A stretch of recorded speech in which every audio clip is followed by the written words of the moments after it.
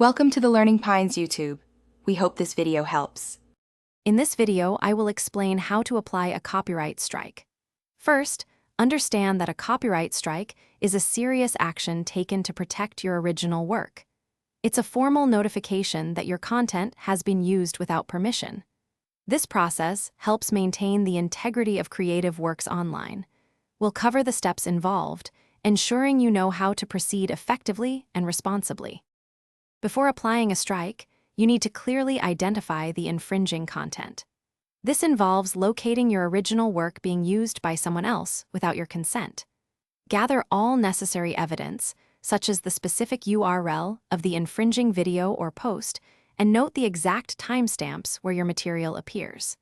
It's vital to confirm that you are indeed the copyright holder for the content in question. Once you have your evidence, the next step is to submit the copyright claim through the platform's designated tool. You'll need to provide comprehensive details about your original copyrighted work, including its title and a link to where it was first published. Then, clearly indicate the infringing content, providing the URL and specific timestamps. Carefully review all information before submitting your claim for review.